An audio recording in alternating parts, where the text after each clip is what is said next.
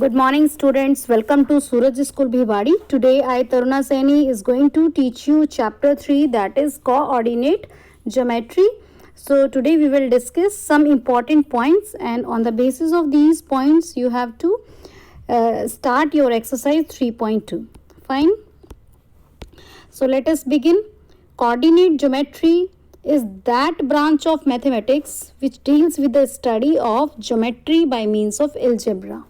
Okay, so we will study coordinate geometry. Rene Descartes, a French mathematician, realized around 1637 that a line or a curve in a plane can be represented by an algebraic equation. So suppose if there is x plus 5 equal 10, then this mathematician, French mathematician Rene Descartes, इन्होंने बताया कि हम इसको plane पर present कर सकते हैं. As a result, a new branch of mathematics called coordinate geometry came into existence. Okay, then we talk about Cartesian plane, and Cartesian plane is also known as Cartesian coordinate system or a coordinate system. So when two numbered lines perpendicular to each other, okay, numbered line means here are the numbers, in the middle there is 0. Then you can write here positive numbers at 1 centimeter distance. This is your x-axis. This is your y-axis. Here you will write the negative numbers, -1, -2, -3. Here 1, 2 and here negative numbers. Okay. So if the two number line perpendicular to each other, these lines are perpendicular to each other, usually horizontal. This is known as horizontal. And then vertical, so that two origins coincide, so that इनके origin क्या करें, coincide करें, that plane is known as Cartesian plane. So this is your Cartesian plane, x-axis, y-axis, horizontal axis and vertical axis. So in this Cartesian plane we can locate any point. So to locate any position of an object or any point in a plane, we require two perpendicular lines. If you want to represent any point, anywhere you want to locate any point, then what you need, you just need the Cartesian plane in which there are two axes. This one is known as the horizontal axis. What is this? This is your horizontal axis. And what is this? This is your vertical axis. Y-axis is known as vertical axis, and this is a horizontal axis is known as x-axis. And when these two perpendicular axes are meeting each other, then it is divided into four quadrants. First quadrant, second, third and fourth.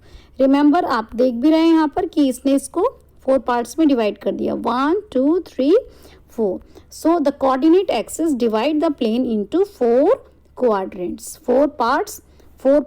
जो ये 4 part बने हैं, इन parts को हम क्या बोलते हैं? हम quadrants बोलते हैं. क्या बोलते हैं? Quadrants. And this O is known as origin. इस O को क्या बोलेंगे? Origin बोलेंगे. इस origin को क्या बोलेंगे? Point of intersection. Intersection मतलब जहाँ पे x axis और y axis दोनों meet कर रहे हैं. Okay, तो इसे origin बोलेंगे. And suppose कि आपने कोई भी point बनाया है. यहाँ पर y axis पर. Suppose this is a point on y axis. So what do you see कि अगर y axis के ऊपर कोई point होगा तो इसको, जैसे ये एक्स वाई है सपोज, ठीक है, कोई भी पॉइंट को हम एक्स वाई से रिप्रेजेंट करते हैं. एक्स को हम क्या बोलते हैं बच्चों? एब्सिस्सा. और वाई को क्या बोलते हैं? ऑर्डिनेट. ठीक है. और एक्स वाई को क्या बोलेंगे? कोऑर्डिनेट. क्या बोलेंगे? कोऑर्डिनेट. ऑर्डर्ड पेयर होता है. रिमेंबर, ऑर्डर्ड पेयर होता है. एक्स वाई वाई एक्स नहीं हो सकता. आगे एब्सिस्सा होगा एक्स कोऑर्डिनेट और पीछे वाई कोऑर्डिनेट होगा, जिसे बोलेंगे हम ऑर्डिनेट. अब सपोज आपको कोई भी नंबर को रिप्रेजेंट करना है. सपोज यहाँ पे हमने ले लिया 1 और यहाँ पे भी हो गया हमारा सपोज 2, ये 1 हो गया. ठीक है. अब हमने हमारे ये पॉइंट हो गया, तो इस पॉइंट का क्या नेम होगा? 1. एक्स एक्सिस का कितना हो गया? 1, 2. तो अब इसका ये पेयर हो गया. तो distance of a point from Y axis, इसकी वाई एक्सिस से डिस्टेंस कितना है? वाई एक्सिस से डिस्टेंस कितना है? 1. ठीक है. तो जो y एक्सिस से डिस्टेंस होता है हम उसे x कोऑर्डिनेट बोलते हैं. ये बच्चों में बहुत ज़्यादा कन्फ्यूजन रहता है. Distance of a point from Y axis. Y axis से अगर हम डिस्टेंस की बात करें तो वो हमारा क्या होता है, एब्सिस्सा होता है, एब्सिस्सा। अब आप पेपर में वाई देखते ही क्या लिख के आओगे, ऑर्डिनेट लिख कर आओगे।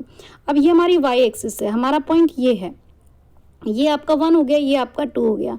अब इसका वाई अगर एक्सिस से अगर आप डिस्टेंस देख रहे हो तो ये कितना है 2, और वाई एक्सिस से देख रहे हो तो कितना है 1, और अगर मान लीजिए एक्स एक्सिस से देख रहे हो तो एक्स एक्सिस से डिस्टेंस क्या होगा, ऑर्डिनेट। ये बात ध्यान रखना, ठीक है। दोबारा से आप एक बार समझ लो, मान लीजिए हमने ये पॉइंट बनाया, ये हो गया हमारा 1 2, तो ये तो x है, x का कोऑर्डिनेट, ये y का कोऑर्डिनेट है। लेकिन अगर हम we talk about distance, distance की बात कर रहे हैं, तो अगर आप यहाँ पे देखते हो तो ये 1 है, ये 1 है, ये 2 है, ये 2 है। तो अगर y एक्सिस से अगर आप देख रहे हो तो 1 ही तो डिस्टेंस आ रहा है, तो यानी कि distance from y axis is abscissa and distance of x axis is ordinate. Okay, if abscissa of a point is x and y is the ordinate, then xy is known as the coordinate. Fine, xy is known as the coordinate. X is the distance from y axis and y is the distance from x axis. Now suppose if there is any point, suppose I am talking about this point, this is 1, this is 2, so this is 2 0, means what do you see that any point, इस point की बात करें तो क्या हो जाएगा 1 0, any point lie on X axis is of the form of x 0। याद रखना, point on X axis, point on X axis, X axis के ऊपर जो पॉइंट होगा वो क्या होगा, x 0। ठीक है, अगर एग्जाम में 1 मार्क में क्वेश्चन आता है आपका, what are the coordinates of a point lie on X axis, X axis के ऊपर कौन से पॉइंट है, तो क्या बताओगे आप, x 0 बताओगे आप। ठीक है, लेकिन अगर आप रिवर्स ले लेते हो, points lie on y axis, point lie on y axis, तो y एक्सिस पर x का 0 होगा और y का होगा। ठीक है, तो 0 y। ठीक है, ये वाला पॉइंट क्या हो जाएगा 0 0, x एक्सिस पर क्या हो जाएगा x 0, y एक्सिस पर क्या हो जाएगा 0 y, कहीं पर भी किसी भी क्वाड्रेंट में होगा वो क्या हो सकता है एक्स वाई। फाइन, ये बात का ध्यान रखना है कि X Y is not equal to Y X, ये ऑर्डर्ड पेयर होता है, आप इसे चेंज नहीं कर सकते हैं। ठीक है, आप ये नहीं बोलोगे कि 1 2 इज इक्वल टू 2 1, नो, ये नहीं होगा ऐसा। नेक्स्ट थिंग इज कि जब भी ये फर्स्ट क्वाड्रेंट में होते हैं तो आपके साइन को आपको ध्यान रखना पड़ता है। बेटा यहाँ पे पॉजिटिव नंबर है, यहाँ नेगेटिव, यहाँ पे पॉजिटिव, यहाँ नेगेटिव, तो यहाँ पे क्या बनेगा आपका, एक्स भी पॉजिटिव है वाई भी, तो आपको पता रखना है कि फर्स्ट क्वाड्रेंट में एक्स भी पॉजिटिव होता है और वाई भी पॉजिटिव होता है। देन अगर आप यहाँ बात करें तो एक्स नेगेटिव है और वाई पॉजिटिव, तो सेकंड क्वाड्रेंट में आपका एक्स नेगेटिव और वाई पॉजिटिव है। ठीक है, एंड थर्ड क्वाड्रेंट में आपने देखा कि दोनों नेगेटिव हैं, दोनों नेगेटिव हैं।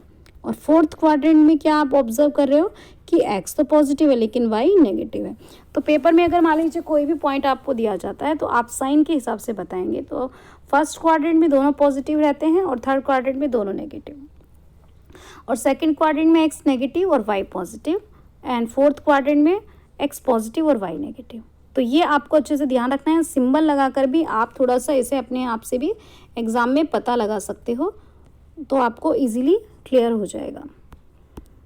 सो these are the signs, in the first quadrant both are positive, in third quadrant both are negative, in second quadrant x negative y positive, and the fourth quadrant x positive y negative. Okay, so good luck, all the best. Your work is you will do exercise 3.2 and you will learn the summary points. Okay, thank you so much, God bless you.